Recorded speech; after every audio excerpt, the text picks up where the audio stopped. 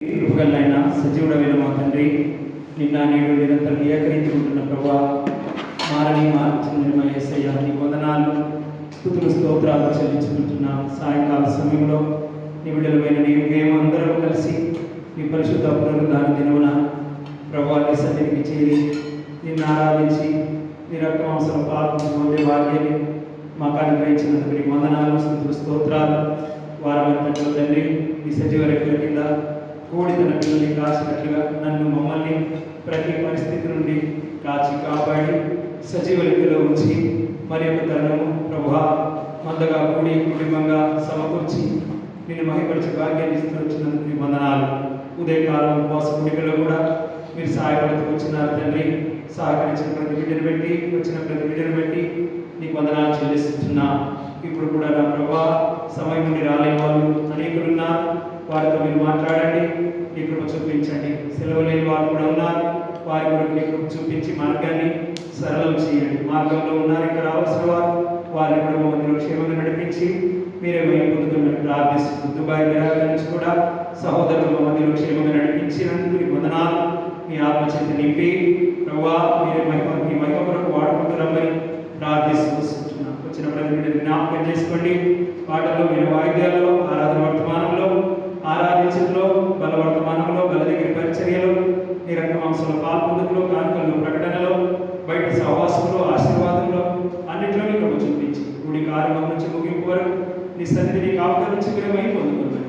సమస్త ముఖ్యంగా సమయం ఆలస్యమే దయతో జ్ఞాపకం చేసుకుని యేసుక్రీస్తు నామమున అడుగుచున్నాము తండ్రి. ఆమేన్.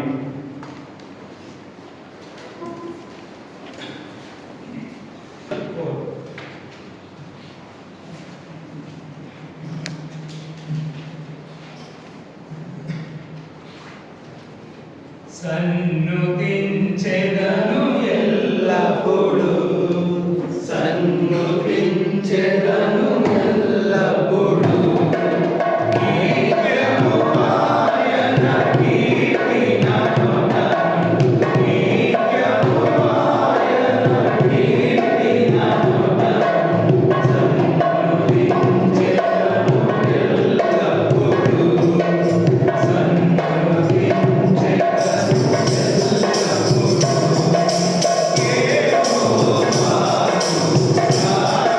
Yeah.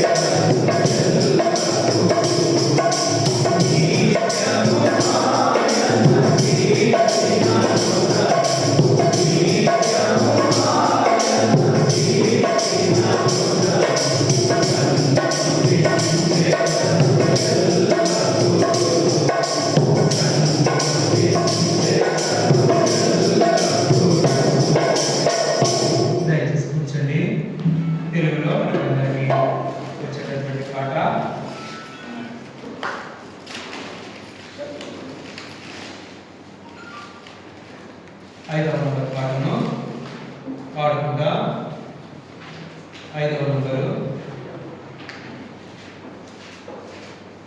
మొదటి 3 చరణాలు ఆఖరి 2 చరణాలు పాడుకుంటా మొదటి 3 చరణాలు ఆఖరి 2 చరణాలు हिंदी में 3 नंबर है हिंदी में निरंजन भाई 3 यहोवा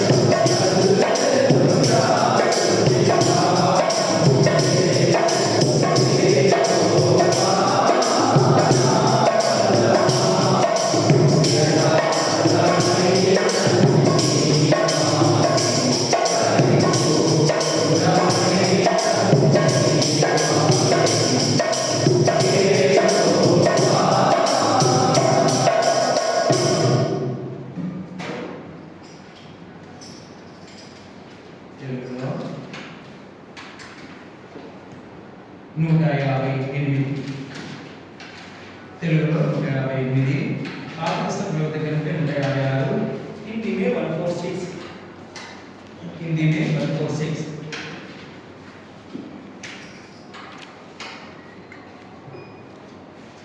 ప్రభువా నీదు గణనామమును మేము పాడ హృదయము పొంగెనే యేసు ప్రభువా నీదు గణనామమును మేము పాడ హృదయము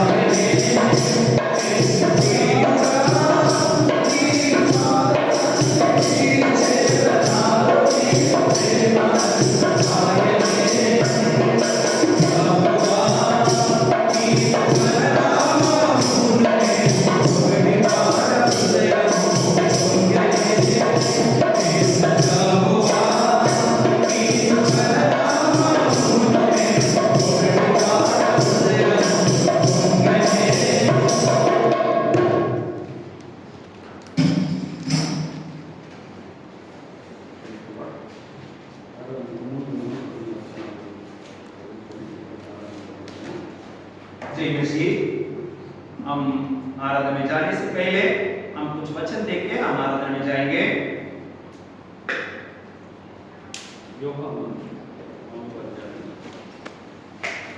यूहन्ना सुसमाचार 4 अध्याय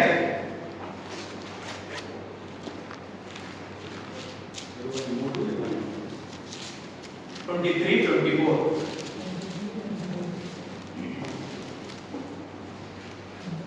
यूहन्ना सुसमाचार 4 का 23-24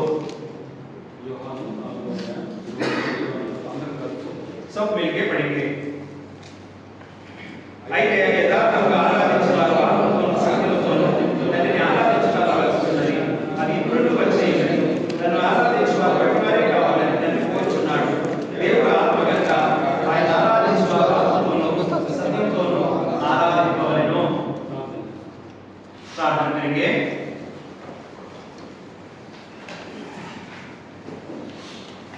పరిశుద్ధ దేవా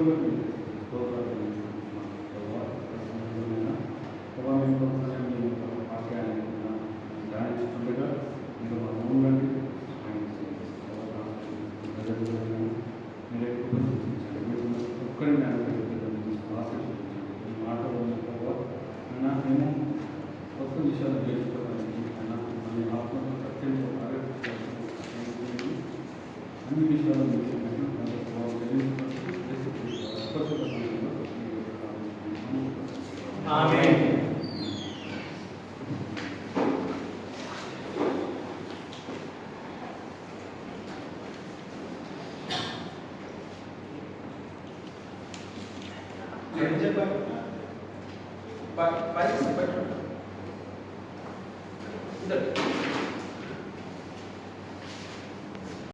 वचन का अनुसार से हम देखेंगे थोड़ा, क्योंकि परमेश्वर को आराधना करने वाला आत्मा से सच्चाई से आराधना करना उनके लिखा हुआ है।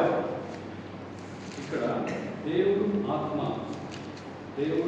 అని చెప్తున్నాడు। దేవుడు ఆత్మ అనగా మనం అర్థం చేసుకోవాల్సింది దేవుడు ఆత్మ స్వరూపి అయి ఉన్నాడు అంటే దేవుడు పదార్థం కాదు, దేవుడు అనంతుడై ఉన్నాడు, దేవుడు నిత్యుడై ఉన్నాడు అనే విషయాన్ని మనం గ్రహించాలి। परमेश्वर आत्मा बोलेगा तो वो आत्मा है। आत्मा का मतलब कोई चीज नहीं है, वो अनंत परमेश्वर है और अनंत जीवन भी देने वाला है, वो अनंत भी रहने वाला है। इसको क्योंकि कोई चीज को हम उसको नहीं बोल सकता है चीज के बाद में कोई सामान कर सकता है, हम सोच नहीं सकता है। ఒకటో అధ్యాయం 17వ వచనం చూస్తే पहला तिमोथी पहला अध्याय 17 वचन देखेगा तो पहला तिमोथी पहला अध्याय 17 वचन సకల యుగములలో రాజై ఉంది అక్షయుడును అక్షయుడును అద్వితీయ దేవునికి ఘనతయు మహిమయు యుగయుగములు కలుగును గాక ఆమేన్। इधर 17 वचन में लिखा हुआ है, आप पढ़ सकते हैं नेपाली में। वो राजा भी है और वो अदृश्य भी परमेश्वर भी है, क्योंकि उसको और महिमा और स्तुति करने वाला हमेशा करने का परमेश्वर है। సో దీన్ని బట్టి మనం అర్థం చేసుకోవాల్సింది దేవుడు ఆత్మ కనుక మనం ఆయన ఆరాధించాలి అని అంటే ఆత్మతోనూ సత్యంతోనూ ఆరాధించాలి। సో మొదటిగా మనం తెలుసుకుంటుంది దేవుడు ఆత్మ అంటే ఆత్మ ఏమై ఉందో మనం అర్థం చేసుకున్నాం। నెక్స్ట్ వచ్చేసి మనము ఆరాధన అంటే ఏంటో అని తెలుసుకుందాం। परमेश्वर आत्मा बोलेगा तो हम समझना है, हम भी आत्मा से सच्चाई से हम आराधना करना है, और आत्मा बोलेगा तो हम थोड़ा देखने के लिए कोशिश करेंगे। నెక్స్ట్ ఆ తర్వాత ఆయనను ఆ తర్వాత ఆయన ఆరాధించేవారు. ఆరాధించేవారు అంటే ఏంటి? ఆరాధన అంటే ఏంటి? हम आराधना करने वाला तो वो बोलेगा तो क्या है? आराधना करने वाला कैसा रहना है? ఆరాధన అంటే మామూలుగా మనం అనుకోవచ్చు, సండే రాగానే మనం అందరం కలిసి ఇక్కడికి వచ్చేసేసి దేవుని స్తుతించాలి, ఆరాధించాలి అనే ఉద్దేశం మనకు కలిగి ఉండొచ్చు. లేక మనం ఎప్పుడైనా దేవుని సన్నిధిలోకి వచ్చి ఆయన ఆరాధించాలి అనే ఉద్దేశం మనకు కలిగి ఉండొచ్చు.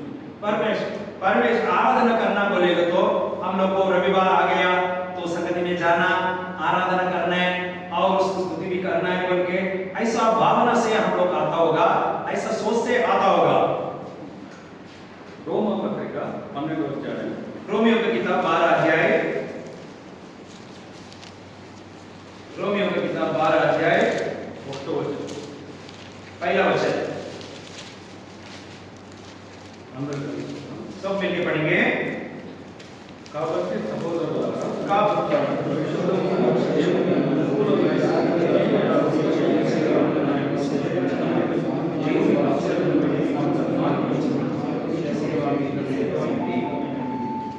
ఇక్కడ ఆరాధన అంటే మనం దేవునికి సమర్పించుకోవడం. पर आराधना बोलेगा तो परमेश्वर को अपने आप को समर्पित करना, अपने आप को समर्पण करना है। ఎలా సమర్పించుకోవాలి? సజీవ యాగముగా మన శరీరములను ఆయన సమర్పించుకోవటమే ఆరాధన. कैसा समर्पण करना है? अपने आप को और जिंदा परमेश्वर को हम जिंदा रहकर हम उसको समर्पण करना है। ఆ తర్వాత లూకా लूका का सुसमाचार 12 अध्याय, लूका का सुसमाचार 12 अध्याय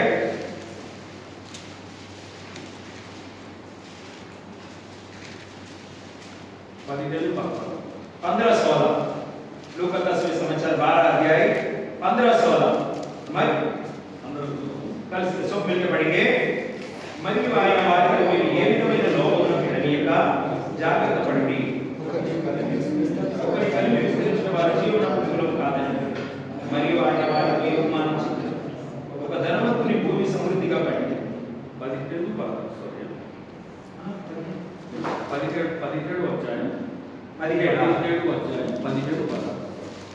17 అధ్యాయం 17 का और 15-16, 17 का 15-16 माफ कर दीजिए, 17 का 15-16 सब मिलकर पढ़ेंगे। వారిలో ఒకడు తనకు స్వస్థత కలుగుట చూసి గొప్ప శబ్దంతో దేవుని మహిమపరచుచు తిరిగి వచ్చి ఆయనకు వికాసం చెల్లించుచు ఆయన పాదముల మీద సాగిలపడి వాడు సమరయుడు. ఇక్కడ ఆరాధన అంటే ఆయన పాదముల దగ్గరకు వచ్చేసి సాగిలపడడం. అది ఎలాగో ఆయన్ను కృతజ్ఞతలు చెల్లించుచు ఆయన పాదముల దగ్గర సాగిలపడటమే ఆరాధన. देखो इधर भी देखेंगे तो क्या बोल रहे हैं परमेश्वर का वचन? परमेश्वर को आराधना करना है तो हम उसके पास आकर उसके पाँव के पास सिर झुककर हम उसको अपना मन से परमेश्वर को स्तुति करना। ఇది ఒక్కటే కాదు, ఆరాధన అంటే మనము ఆయనకి విధేయత కలిగి ఉండటం కూడా ఆరాధన. ये इतना ही नहीं है, लेकिन परमेश्वर को हम नम्रता करके रहना भी आराधना है।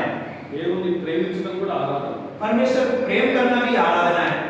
సో ఆరాధన అనగానే అది మనం ఒక చర్చ్ దగ్గరకు వచ్చేసి అక్కడ చేయడం మాత్రమే కాకుండా అది మన జీవన విధానం అయి ఉండాలి. अभी आराधना बोले तो मंदिर में आके और आराधना जो बोलता है वही आराधना नहीं है, लेकिन हर दिन का हमारा जिंदगी के द्वारा भी हम परमेश्वर को आराधना कर सकता है। ఆ తర్వాత उसके बाद आत्मा बोले तो ఆత్మతో మనము ఆరాధించాలి. आत्मा से हम आराधना करना है। అపోస్తల కార్యం प्रेरितों का काम 2వ అధ్యాయం 2 अध्याय, प्रेरितों का काम 2 अध्याय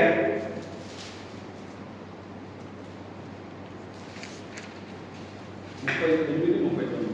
38-29, 38-39 అందరం కలిసి చదువుతాం. మీరు మారు మనసు పొంది పాప క్షమాపణ నిమిత్తం ప్రతి వాడు యేసుక్రీస్తు నామమున బాప్తిసం పొందుడి. అప్పుడు మీరు పరిశుద్ధాత్మ అనుభవం పొందుడు. ఈ వాగ్దానం మీకును మీ పిల్లలకు అందరికీ అనగా ప్రభువైన మన దేవుడు తన ఇంటికి పిలిచిన వారందరికీ చెందునని వారితో చెప్పాను. 38, 39 రెండో వచ్చాడు.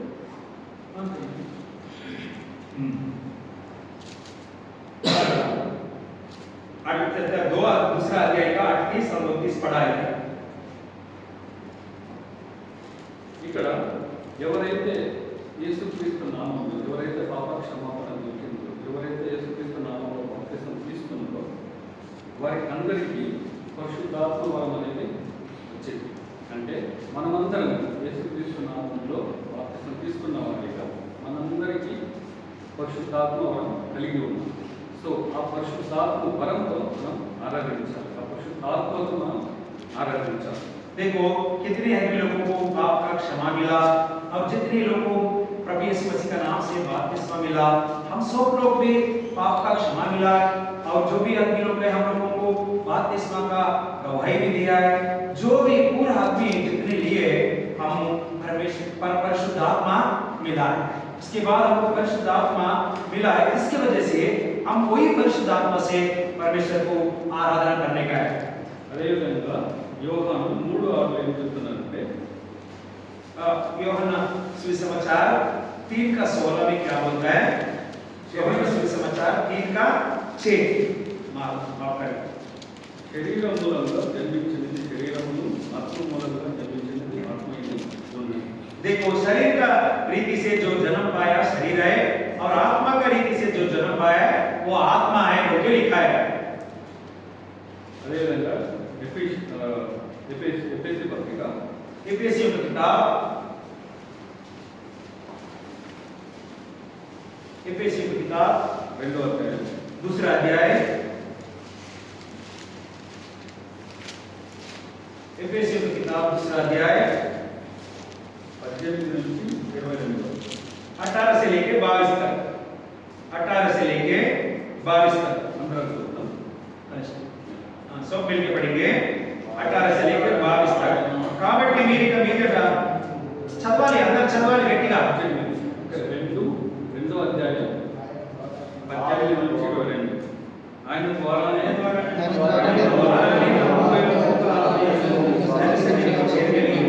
కాబట్టి మీరు ఇక మీదట ప్రజలను పరదేశుల యొక్క పరిశుద్ధులతో ఏకీభవించుటకు దేవుని ఇంటి వారై ఉన్నారు. క్రీస్తు యేసు ముఖ్యమైన మూలరాయి ఉండగా అపోస్తలులు ప్రవక్తలు వేసిన పునాది మీద మీరు కట్టబడి ఉన్నారు. ప్రతి కట్టడము ఆయనలో చక్కగా అమర్చబడి ప్రభువులను పరిశుద్ధమైన దేవాలయములకు వృద్ధి పొందుతున్నది. ఆయనలో మీరు కూడా ఆత్మ మూలంగా దేవునికి నివాస స్థలమై ఉంటకు కట్టబడుచున్నారు. ఇక్కడ 2 విషయాలు మనం గమనించాలి. ఒకటి, మనము ఆత్మయందు తండ్రి సన్నిధికి చేరగలిగాం. इधर 2 विषय को हम सोचना पड़ेगा. हम आत्मा से प्रभु का संगति में आया. అదేవిధంగా అదే ఆత్మ మూలంగా దేవునికి నివాస స్థలమై ఉండుటకు కట్టబడుతుంది. वही आत्मा से हम परमेश्वर का घरखाना बनाने के लिए कटा हो रहा है. तो मत्तई 15 अध्याय मत्ती सुवार्ता मत्ती का सुसमाचार 15 अध्याय 8-9. 8-9. मत्ती का सुसमाचार 15 अध्याय 8-9. तेलुगु में 7 से 9 तक मिल गया. వేషధారులారా ఈ ప్రజలు తమ పెదవులతో నన్ను గర్వపరచుదురు, కానీ వారి హృదయము నాకు దూరంగా ఉన్నది.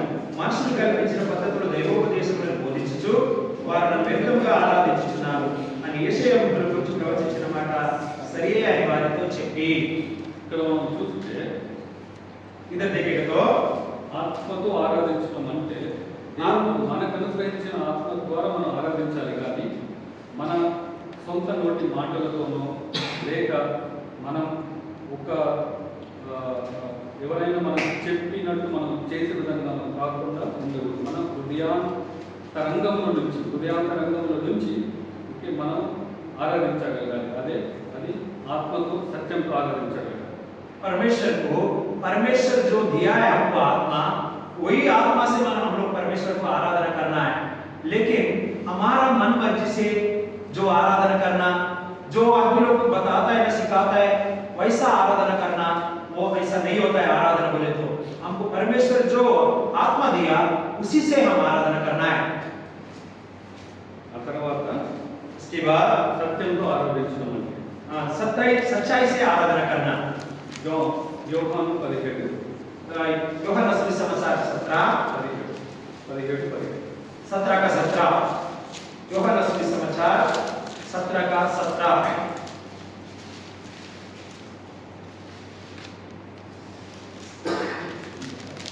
అందరం కలిసి सब मिलकर पढ़ेंगे। सत्यवंतु वाक्य प्रतिष्ठा చేయము నీ వాక్యమే సత్యము। ఓకే, సత్యం అంటే ఏంటి? సత్యం అంటే దేవుని వాక్యమే సత్యం, దేవుని వాక్యమే సత్యమై ఉంది। सच्चाई बोले तो क्या है? प्रभु का वचन ही सच्चाई है। సో ఇప్పుడు వాక్యం అంటే ఏంటి? वचन बोले तो क्या है? యోహాను यूहन्ना सुसमाचार 1:14 पहला का 14 यूहन्ना सुसमाचार पहला अध्याय 14 वचन।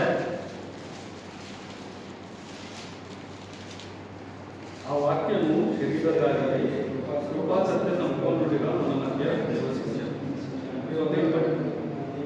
సో ఇక్కడ సత్యం అనగా వాక్యం, వాక్యం అనగా మన ప్రభువైన యేసుక్రీస్తు।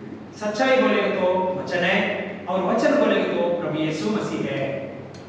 కొలస్సీయులకు రాసిన పత్రిక 3వ అధ్యాయం कोलोसी का 3रा अध्याय कोलोसियों का पत्री 3रा अध्याय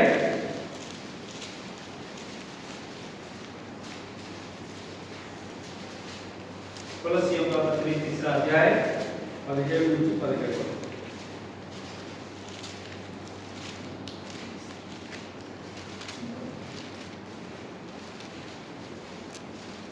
15 से 15 to 17 15 నుంచి 17 15 से लेकर 17 तक అందరం కలుసుకుంటున్నాం। सब मिलकर पढ़ेंगे। క్రీస్తు అనుగ్రహించు సమాధానం మీ హృదయములలో ఏలుచుననివి ఇందుకొరకే మీ ఒక శరీరముగా పిలువబడితిరి మరి కృతజ్ఞులయ్యుండి సంగీతములతోనూ కీర్తనలతోనూ ఆత్మ సంబంధమైన పద్యములతోనూ ఒకరినొకడు బోధించుచు బుద్ధి చెప్పుచు కృపా సహితముగా మీ హృదయములలో దేవుని గురించి గానం చేయొచ్చు సమస్త విధమైన జ్ఞానముతో క్రీస్తు వాక్యం మీరు సమృద్ధిగా నివసింపనీయుడి। మరియు మాట చేత కానీ క్రియ చేత కానీ మీరేమి చేసినను ప్రభు అయిన యేసు ద్వారా తండ్రి అయిన దేవునికి కృతజ్ఞతాస్తుతులు చెల్లించుచు సమస్తమును ఆయన పేరట చేయుడి। సో ఇక్కడ మనం చూస్తే క్రీస్తు వాక్యాన్ని మనలో సమృద్ధిగా నింపుకోవాలి। प्रभु के वचन इधर देखेगा तो प्रभु के वचन हमारा हृदय में भरपूर होना चाहिए। ఆ వాక్యాన్ని బట్టి, ఆ ప్రభువుని బట్టి మనము ఆరాధించాలి। वो वचन के द्वारा और प्रभु यीशु मसीह के द्वारा हम परमेश्वर को आराधना करना है। ఇలాగ ఆరాధించిన కొందరిని మనం బైబిల్లో చూసుకుంటాము। ऐसा आराधना करने वालों को परिशुद्ध ग्रंथ में किसी को देखेंगे कुछ आदमी को ఆదికాండం 4వ అధ్యాయం उत्पत्ति 4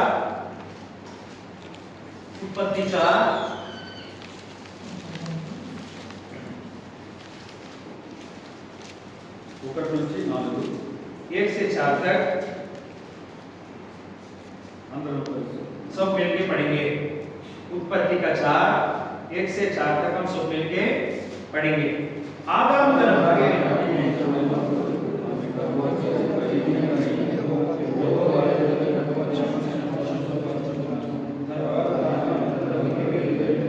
ఏవేలు కొరిత కాపరి కయ్యూరు భూమిని సేవించువాడు కొంతకాలం తర్వాత కయ్యూరు పొలం పట్టులో కొంత యెహోవా ఏవేలు కూడా తన మందులో పిలుచులను పొందిన వాటిలో ప్రొప్పిన వాటిని తెచ్చి యెహోవా ఏవేలును అతని యవ్వనను నశించిపెట్టెను।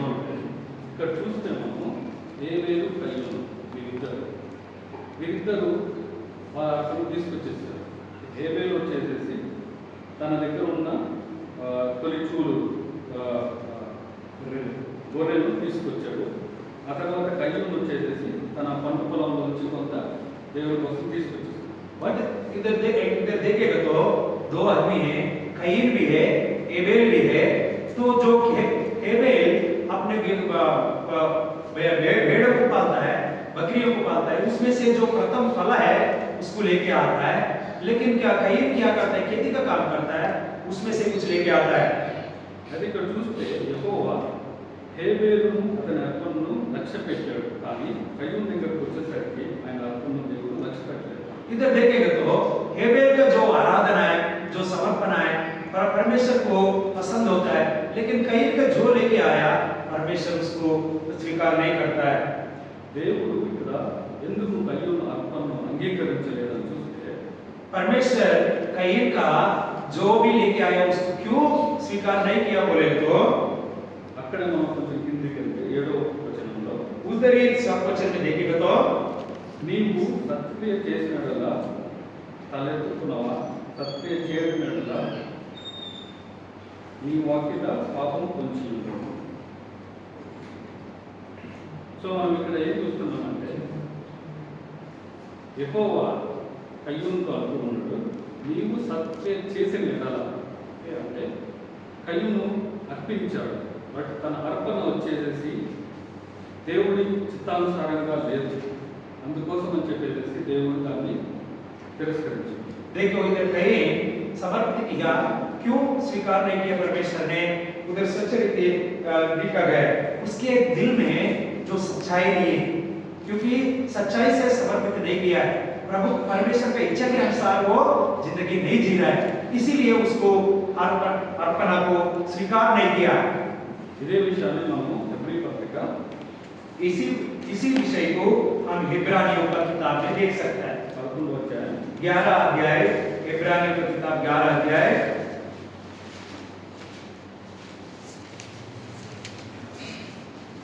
11:4 11 का 4 11 और वचन 4 है। విశ్వాసమును బట్టి హేబేలు కయ్యూని కంటే శ్రేష్టమైన బలి దేవునికి అర్పించాడు. దేవుడు అతని అర్పణను గురించి సాక్ష్యం ఇచ్చినప్పుడు అతడు ఆ విశ్వాసమును బట్టి నీతిమంతుడని సాక్ష్యం పొందాడు. అతడు ముందు ఆ విశ్వాసం ద్వారా మాట్లాడుతున్నాడు. इधर देखिए, इधर देखो विश्वास का रीति से हेबेल कईन से ज्यादा बलिदान दिया है। परमेश्वर उसका अर्पण को और गवाही भी दिया है। विश्वास की रीति से वो नीतिमान बन गया है, और उतने नहीं है, वो मर के भी उसका विश्वास के द्वारा बात करने पर लिखा हुआ है। సో దీన్ని బట్టి మనం ఏం అర్థం చేసుకోవచ్చు అంటే, దేవుని దగ్గరికి మనం వచ్చి మనం మన ఆరాధన సమర్పించుకోవాలి అన్నప్పుడు విశ్వాసంతో సమర్పించుకోవాలి. అందుకనే హేబేలు విశ్వాసాన్ని బట్టి నీతిమంతుడు అని చెప్పేసి సాక్ష్యం పొంది ఉన్నాడు. परमेश्वर के पास जब आता है, आप विश्वास से आना है और विश्वास से भी बलि देना है, तो इसलिए परमेश्वर हेबेल को बोलता है वो विश्वास के द्वारा बलि दिया है, और वो विश्वास के द्वारा नीतिमान बन गया बोल के हम को देखता है। అదే కయ్యూని విషయంలో చూసుకుంటే మాత్రం కయ్యూని యొక్క క్రియలు అంటే కయ్యూని యొక్క అతను అతని పని లేక అతను దేవుడికి సమర్పించే విధానం కావచ్చు, లేక అతని జీవితం కావచ్చు, ఓకే, అది సరిగా లేనందును బట్టి దేవుడు అతని అర్పణని తిరస్కరించడం జరిగింది. कईन का जो विश्वास भी बराबर नहीं है, और उसका जिंदगी बिताने का भी बराबर जिंदगी नहीं है, उसका बात चलना फिरना भी उसका गवाही बराबर नहीं है, इसीलिए कईन का अर्पण को स्वीकार नहीं किया।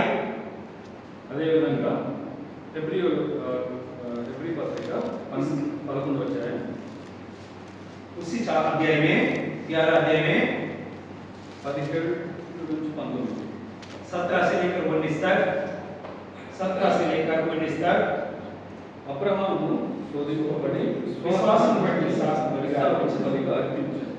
ఎవడు ఆ వాగ్దానం సంతోషంతో అంగీకరించెనో ఇస్సాకు వలన ఇతనికి సంతానము అని ఎవరితో చెప్పబడినో ఆ అబ్రహాము మృతులను సైతం లేపుటకు దేవుడు శక్తిమంతుడిని ఇచ్చిన వాడే తన ఏక కుమారుని అర్పించి ఉపమాన రూపంగా అతనిని మృతుల నుండి మరలా పొందెను. ఇక్కడ మనం చూసుకుంటే అబ్రహాము దేవుడు ఆదికాండం 12వ అధ్యాయంలో అబ్రహాముని దేవుడు బయటకు పిలిచినప్పుడు విశ్వాసంతో ఆయన దేవుడి మాట విని బయటకు వచ్చాడు. इधर देखो अब्राहम कैसा विश्वास है। उत्पत्ति 12 अध्याय में अब्राहम को उसका गांव से बाहर बुला है। అదేవిధంగా ఆదికాండం 22 చూసుకుంటే దేవుడు అబ్రహాముని పరీక్షించాడు. और उसके उत्पत्ति के 22 का अध्याय में और अब्राहम को परमेश्वर ने परीक्षा भी कराया। ఆ పరీక్ష ఏంటంటే దేవుడు అబ్రహాము యొక్క ఒక్కగానొక్క కొడుకుని బలిగా ఇవ్వమని అడగడం. वो परीक्षा क्या है बोलेंगे तो अब्राहम का एकलौता पुत्रों को बलिदान देने के लिए परमेश्वर बोलता है।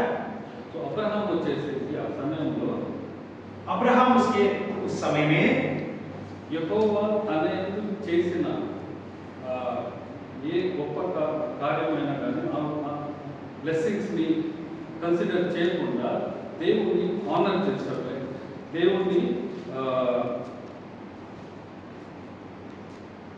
దేవుణ్ణి విశ్వసించాడు. ఆ సమయంలో అబ్రహాము దేవుడు ఆశీర్వదించాడు. దాన్ని మాత్రమే కాకుండా దేవుడు అబ్రహాం ఏదైతే దేవుడు కోరుతూ వచ్చినాడో దాన్నే మరి ఆయన అంగీకరిస్తూ వచ్చినాడు. దాన్ని ఇవ్వడానికి కూడా దాన్ని ఇష్టంగా అర్పిస్తూ వచ్చినాడు. దేవుడు వచ్చేసి తన కుమారుని అర్పించమని అడిగినప్పుడు ఆయన నేను అర్పించను, లేకపోతే దేవా ఎందుకు ఇలా అడుగుతున్నావు, ఇంకా వేరే ఆప్షన్స్ ఏమైనా ఉన్నావా అని రిటర్న్ క్వశ్చన్ దేవుడికి వేయలేదు. కానీ దేవుడు అడగంగానే తను ఒకటే అనుకున్నాడు. ఏమనంటే ఇక్కడ వచనం చెప్పినట్టు మృతులను సహితము లేపుటకు దేవుడు శక్తిమంతుడని ఎంచిన వాడై. మరి ఇక్కడ చూసినట్లయితే దేవుడు ఎప్పుడైతే బలిదానం అడిగా अभी देखो परमेश्वर को जो भी अब्राहम को पूछा है बलिदान देने के लिए तो वो कुछ नहीं सोचा, उसको क्वेश्चन नहीं पूछा हम और कोई मतलब रास्ता नहीं है हमारा बेटा को बचाने के लिए और आपको बलिदान देने के लिए, और उसको उल्टा बात परमेश्वर के साथ नहीं बात किया। लेकिन परमेश्वर ने जो बात बोला वो मान लिया। क्योंकि मान लिया, इधर वो वचन में 19 वचन में हम देखता है वो जो मरे हुए आदमी को भी जिंदा करने वाला परमेश्वर है बोल के उसने विश्वास किया। దీన్ని బట్టి మనం గమనించాల్సింది అబ్రహాముకు ఉన్న విశ్వాసం ఎంత గొప్పది. इसका बात को हम समझ के तो अब्राहम को कितना बड़ा विश्वास है हम समझ सकता है। ఎందుకంటే తన సొంత కుమారుడిని అంటే అబ్రహాం లేచి తన కత్తి ఎత్తేంత వరకు దేవుడు ఏం మాట్లాడలేదు. देखो एक लौते पुत्र को बलिदान देने के लिए वो तैयार हो गया, और अब्राहम जब तक वो चाकू ऊपर उठा के उसको मारने के लिए गया उतना तक भी परमेश्वर बात नहीं किया। అంటే కత్తి ఎత్తాడు అని అంటే ఆ సమయం లోపల తండ్రికి హోప్స్ అన్ని సబ్మిట్ అయ్యాయి. బట్ అతనికి దేవుడి మీద ఉన్న యొక్క విశ్వాసాన్ని బట్టి అతను ముందుకెళ్ళాడు. దేవుడి మాట ప్రకారం ముందుకెళ్ళాడు. ఎప్పుడైతే कभी हम लोग को चाकू मारने के लिए ऊपर उठाता है, दिल का अंदर पूरा जो विश्वास है वो अब क्या करता है, हमारा बेटा मर जा रहा है बोल के जैसे निरीक्षण पूरा निकल जाता है। लेकिन परमेश्वर के ऊपर से वो आगे जाने के लिए तैयार हो गया। అందుకే అబ్రహాం జీవితాన్ని మనం చూస్తే అబ్రహాం జీవితంలో తను దేవుని ఎలా ఆరాధించాడు అంటే తన విధేయతను బట్టి తన విశ్వాసాన్ని బట్టి అబ్రహాము దేవుని ఆరాధించాడు. अब्राहम अपना जिंदगी में परमेश्वर को किसी रीति से आराधना किया, परमेश्वर को नम्रता दिखाते हुए, और उतने नहीं अपना कामों के द्वारा परमेश्वर को आराधना करते हैं। అదేవిధంగా యోహాను సువార్త उसके बाद यूहन्ना सुसमाचार 12వ అధ్యాయం 12 अध्याय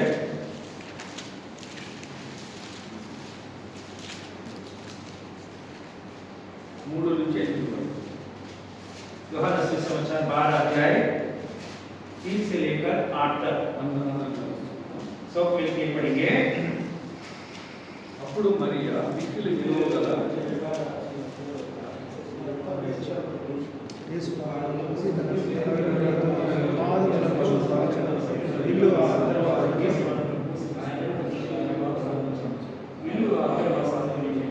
ఆయన శిష్యులలో ఒకడుగా ఆయన అప్పగింపబడిన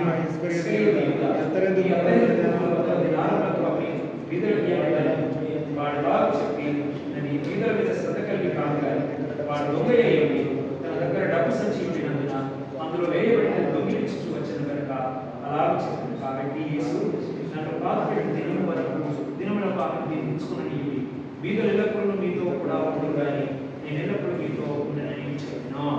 ఇక్కడ చూస్తే మనం మేరీ వచ్చేసేసి తన మిక్కిలి విలువ గల జట మాంస అత్తరును తీసుకొచ్చేసి దేవుని పాదములను చూస్తూ వచ్చింది. देखो मरियम कैसा किया, परमेश्वर को आराधना करने के लिए जो ऊंचाई स्थिति में परफ्यूम है, जो अत्तर है, वो कितना खरीद का अमूल्य है, वो ऐसा अत्तर को लेकर के परमेश्वर को आराधना करने के लिए आया। అంత మాత్రమే కాదు, తన తల వెంట్రుకలతో ఆయన పాదములను తుడిచాడు. उतना ही मान नहीं है, उसका सिरों का बालों से भी उसका पाँव को और साफ करता है। ఒక స్త్రీకి వారి తల వెంట్రుకలు అంటే అది అది వారి तो विలువైన అది వారి వారి వారి ఘనతకు సూచిస్తూ ఉంటారు. देखो एक बार स्त्री का सिरों का बाल उसका सुंदर को दिखाई देता है और उसका महिमा उसका जो भी है उस बालों से हम पहचान कर सकता है।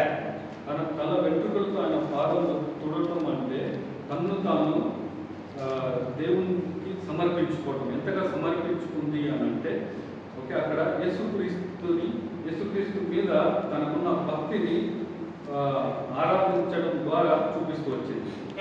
मरियम अपने आप को कितना नम्रता किया बोले तो अपने आप को अपना परमेश्वर को आराधना करने के रीति और महिमा करने का तरीका वो इतना दिखाया, तो अपने आप को पूरे नम्रता किया है। हम कुछ भी नहीं है बोल के परमेश्वर को अपने आप को समर्पित किया है।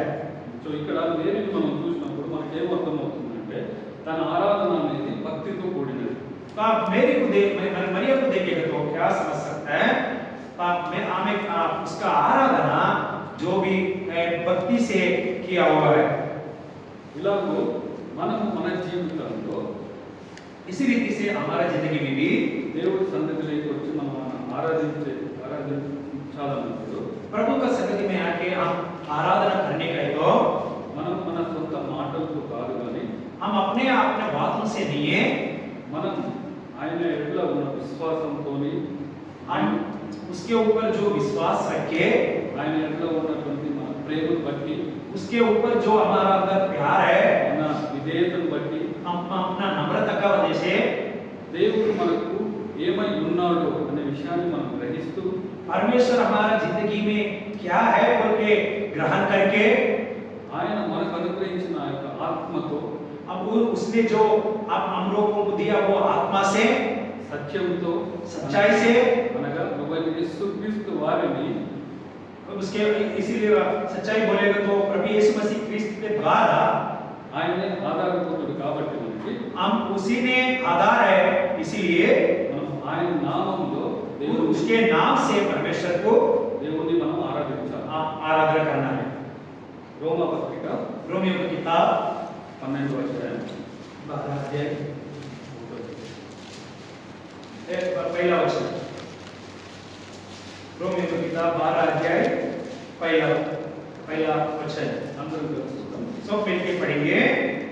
కాబట్టి సహోదరులారా, పరిశుద్ధమును దేవుని అనుగ్రహమైన సజీవ యాగంగా మీ శరీరమును ఆయనకు సమర్పించుకొనుడి. దేవుని వాత్సల్యం బట్టి మీకు వర్తమానం వచ్చున్నాను. ఇట్టి సేవ మీకు యుక్తమైనది। ఈ విధంగా మనము ఆత్మతో సత్యంతో దేవుని इसी रीति से हम परमेश्वर को आत्मा से सच्चाई से आराधना करेंगे। प्रभु రండి, దయచేసి క్లుప్తంగా ఒకరి తర్వాత ఒకరు ఆరాధించండి। आइए घुटने पे आके आराधना करेंगे।